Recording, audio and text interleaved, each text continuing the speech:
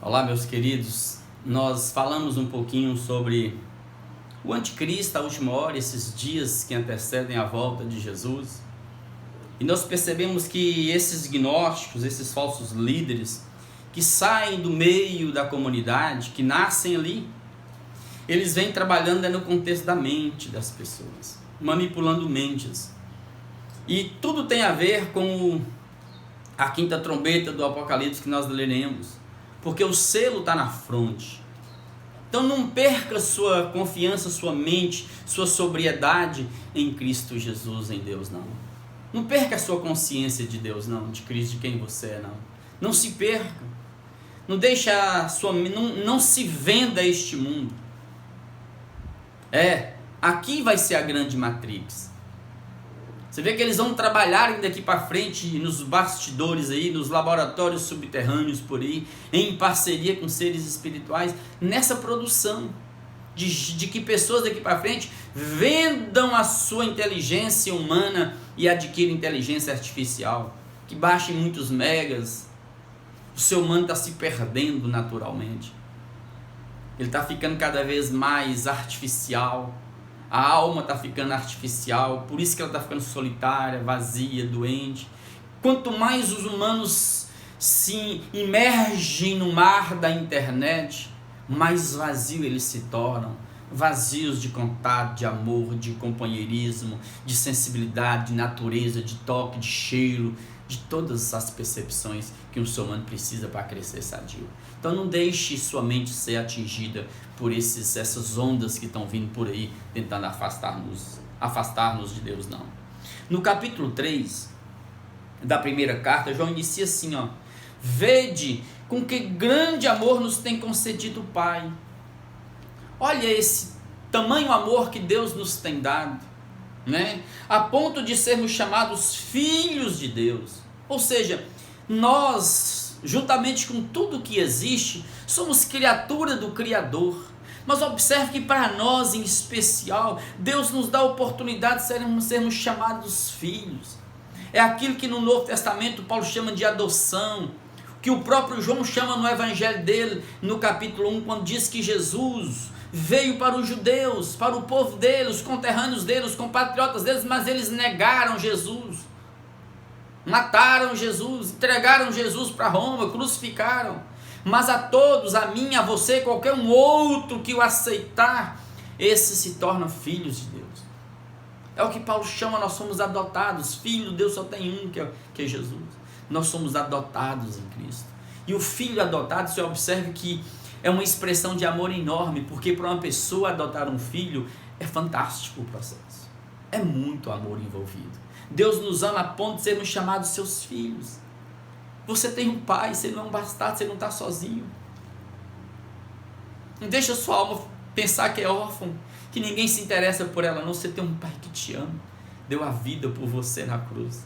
Volte, toma posse disso, levante sua estima, erga a cabeça e marche no mundo, nessa terra, como filho do Eterno, quem caminha para a vida, rico dos tesouros de Deus. Por essa razão, pelo fato de sermos filhos, de andarmos com Jesus, o mundo não nos conhece. E o mundo não nos conhece porque não conheceu a Deus mesmo, não conheceu a Cristo, não reconhece Cristo, não vai nos reconhecer. Vai nos chamar de idiotas, de abestalhados, de bobos. Vamos zombar de nós. Verso 2, amados, agora somos filhos de Deus. Sim, somos filhos de Deus agora e ainda não se manifestou o que haveremos de ser. Sabemos que quando Ele se manifestar, seremos semelhantes a Ele, porque haveremos de vê-lo como Ele é. Sim, amados, sim, isso aqui tudo é transitório. Nós não somos de fato o que devemos ser ainda. Nós ainda habitamos um corpo de fraqueza, de dores, de medos, de tudo. Nós ainda vemos em parte, obscuramente, como naqueles espelhos de prata antigamente pálidos, sem vida. Mas vai chegar a hora que nós o veremos como também somos conhecidos por Ele. Nós o veremos face a face. É um Deus e um povo. É por isso que a palavra diz que nem olhos viram, nem ouvidos ouviram, nem subiu em mente no coração humano aquilo que Deus tem preparado para aqueles que o amam. Porque como que um homem carnal que ainda está no tempo e no espaço, nessa dimensão de dores, nesse mundo caído, vai conseguir perceber, discernir tudo que Deus tem preparado para nós? Tanto que Paulo, quando subiu até lá, até o terceiro céu, ele viu coisas inefáveis que nem sequer foi digno de achar palavras no grego que é rico para expressar a glória do que ele viu, toda a grandeza do que ele viu.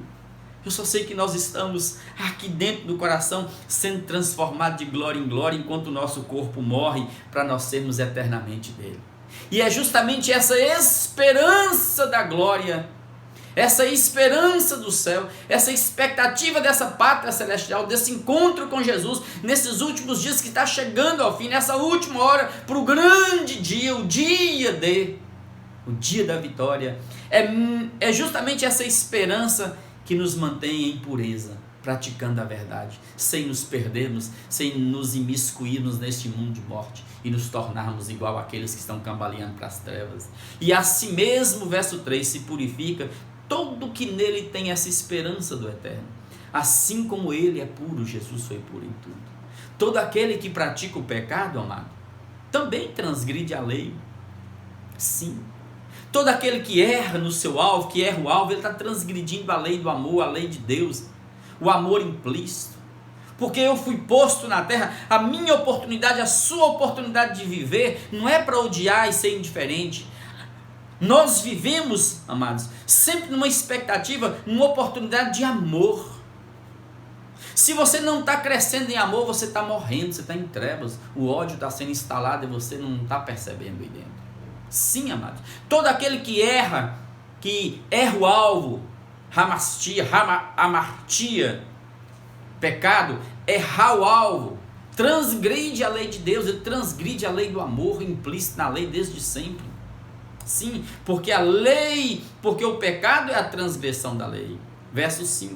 Sabeis também que aquele que se manifestou, sabemos também que ele, Jesus, se manifestou para tirar os pecados, e tirou de uma vez para sempre, e nele não existe pecado. Sim, não pensa como os gnósticos diziam, que Jesus não tinha corpo, ele era um Deus de 15ª categoria, era um daqueles aeons de Deus, aquelas emanações de Deus. Não, ele é Deus vivo, ele é puro.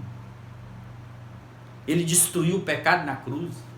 Ele destronou Satanás na cruz. Ele venceu por mim. O mundo acabou na cruz. Jesus venceu por nós. Está lá em Colossenses. Ali em Colossenses, Paulo diz que Jesus triunfou sobre eles na cruz, destruindo principados, potestades, expondo-os à vergonha, e pegou os seus pecados, minhas dívidas, as suas dívidas para com Deus, e cravou tudo na cruz e pagou. Você tá salvo. Sua dívida foi paga diante de Deus. Aproxima.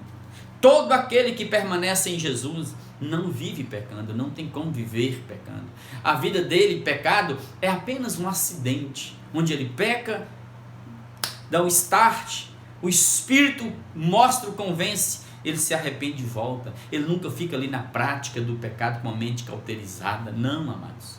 Todo aquele que vive pecando, que é rotineiro no pecado, que faz do pecado seu estilo de vida, que faz do pecado seu estilo de viver, ou seja, é algo próprio dele, o pecado se torna algo próprio dele, esse, amados, não viu, nem conheceu Jesus. Ele não sabe quem é Jesus.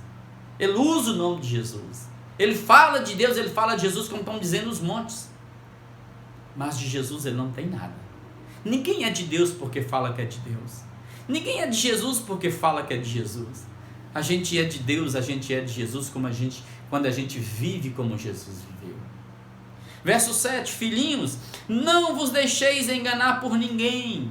Não vos deixeis enganar por ninguém. Que ninguém engane você, que ninguém te tire do chão do evangelho. Aquele que pratica a justiça é justo assim como ele é justo. A justiça tem que ser a nossa marca. A justiça tem que ser a marca de uma nação. Eu vou falar isso aqui agorinha.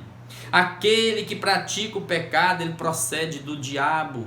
Ele é filho do diabo, é de lá que ele vem. Ele está satisfazendo o diabo e alimentando o diabo no processo. Ele está ainda nessa roda de morte do sistema. O diabo lança sobre ele, emula tudo nele, ele peca e ele devolve para o diabo tudo. O diabo sofistica, derrama sobre ele mais e ele vai naquela roda de morte ali, ó. Ele vive, ele é do diabo, porque o diabo vive pecando desde o princípio. E desde o princípio não só porque é desde o início que ele pecou, desde o paraíso, quando ele quis ser como Deus e lá se rebela. É mais do que isso, é porque pecar é o princípio do diabo mesmo, é próprio dele, é característico dele. Ele peca como um princípio dele. Ele não sabe fazer outra coisa senão pecar, amados. Então eu não posso viver pecando. Porque se eu vivo pecando, eu estou dizendo que eu pareço com o diabo. Eu não pareço com Jesus, eu não estou imitando Jesus.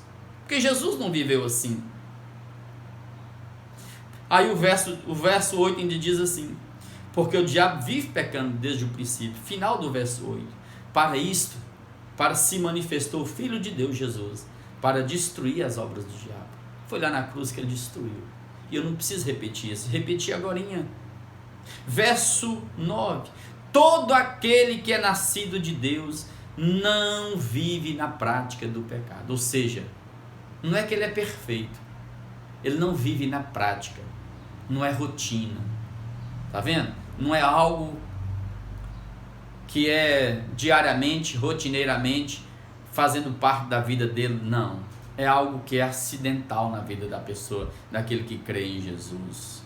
Isso, todo aquele que é nascido de Deus não vive na prática do pecado, pois o que permanece nele, em mim, em quem crê, em você, é a divina semente. E a semente aqui não é a questão da semente da descendência, não. A semente aqui é a semente de Deus, é a palavra, é o verbo em nós. Como diz Pedro, que nós fomos comprados, não com ouro, não com prata, com as coisas fúteis deste mundo, nós somos comprados pela semente da palavra de Deus que permanece em nós e vive eternamente. A semente aqui é o sêmen de Deus em nós, é a palavra de Deus em nós, que gerou vida em mim e você, que produziu fruto em mim e você. Ora, esse que tem a semente de Deus, o Evangelho, o Espírito, a unção, a palavra em nós, não pode viver pecando, ou seja, não é alguém assim, escravo do pecado mais, porque ele já nasceu de Deus, ele é nascido de Deus. Nisso são manifestos os filhos de Deus, os filhos do diabo. 2 pontos. Vamos lá então? Como é que se manifesta? Vamos lá. Todo aquele que não pratica justiça não procede de Deus, nem aquele que não ama seu irmão. Acabou. Então aqui, João não faz algo solto, não. Ah, mas o que é praticar justiça? Ele vai dizer claramente, ele vai fechar e dizer assim, ó, todo aquele que não ama seu irmão. O cara que não pratica justiça, ele não procede de Deus. É por isso que a nossa nação cambaleia para a morte, porque não é justa com o seu povo. Toda nação que oprime o povo, que pratica injustiça contra o seu próprio povo, é uma nação que está à beira do abismo. Porque amor e justiça não se desintegram. Toda justiça tem que ser bondosa, tem que ser amorosa, e toda prática de amor tem que ser justa.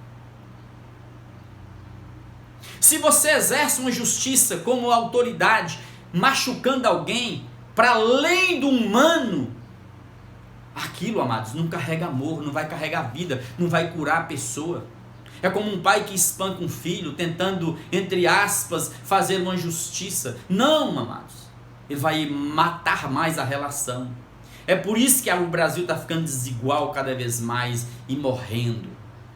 Todo mundo que quer amar sem justiça, acontece isso. É como uma mãe que ama um filho sem ser justa com ele, protegendo demais. Ela vai criar um monstro em casa e não vai estar sabendo, achando que está amando o filho. Não, lembrem, amor e justiça têm que andar juntos. Então, os filhos do diabo não praticam a justiça e não amam. Os filhos de Deus são justos, amam. Então, viver é uma oportunidade de amar. Se você não ama, tem um potencial assassino aí dentro de você. O ódio está aí, você não percebe. A indiferença está aí dentro e você não percebe. E a qualquer hora a morte entra aí. É por isso que Jesus, ele internaliza a lei. Matar não é apenas com uma arma, é quando você odeia seu irmão aí no coração. É por isso que ele diz que todo aquele que não pratica a justiça não procede de Deus, ou seja, procede do diabo, nem aquele que não ama seu irmão. Grava. Aí ele fecha no verso 11 e verso 12. Porque a mensagem que nós ouvimos desde o princípio é esta: que nos amemos uns aos outros. Você não tem outra opção. O chão é o amor. Não deixe o amor esfriar. Não ame, aí ó, tá vendo? Não segundo Caim. Por que eu dou o exemplo de Caim? Carregado de ódio matou o irmão. Não segundo Caim, que era do maligno, tá vendo? Maligno com M maiúsculo, personificado, diabo, filho do ódio, filho das trevas, e assassinou a seu irmão, porque não tinha amor no coração.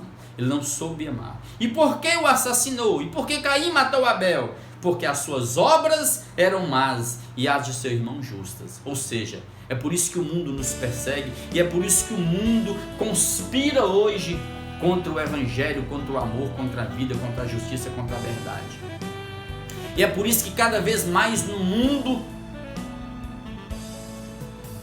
abisma a distância entre os ricos e os pobres, entre os bonitos, entre aspas, e os feios, porque a injustiça toma conta, não tem amor para cuidar uns dos outros, e as nações se degladeiam, a ponto de criar circunstâncias para que se tenha um líder, um anticristo na terra para reinar e dominar.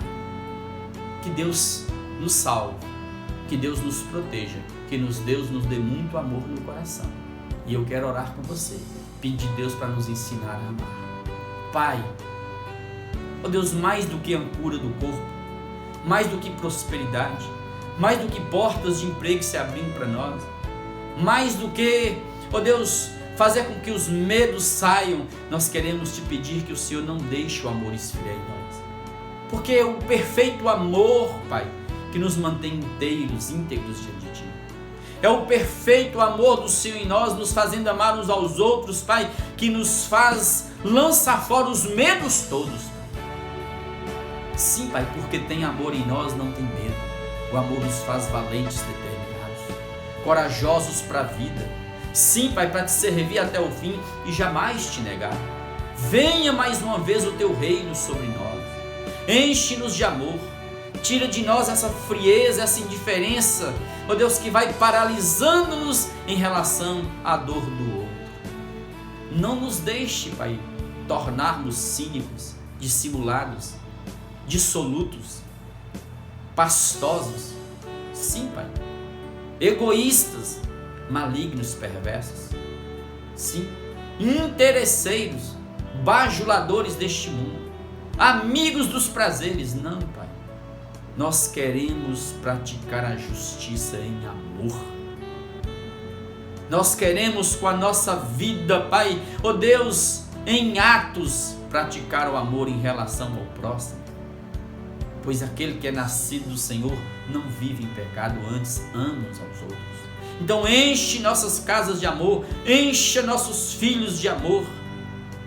E ajuda-nos a manter essa chama, esse fogo ardendo dentro de nós. O Evangelho vivo, a semente produzindo frutos em nós, frutos de justiça, para a glória do Senhor, até aquele grande dia, quando encontraremos contigo nos ares e seremos teu para sempre, e te veremos face a face como o Senhor nos vê nesse instante. Obrigado, Pai, por essa esperança que cresce em fé, ó Deus, que atua pelo amor dentro de cada um. Repreenda, Pai, toda força maligna que tenta, Pai, matar o amor em nós. Repreenda, Pai, e livra-nos de todo ataque de Satanás. E guarda nossas mentes, nossa consciência em Cristo Jesus, no Evangelho vivido e praticado. Pois quem tem o Filho tem o Pai, e quem tem o Pai tem o Filho. E quem tem o Filho tem a vida eterna, a vida que é desde agora e para sempre. Amém, amém e amém.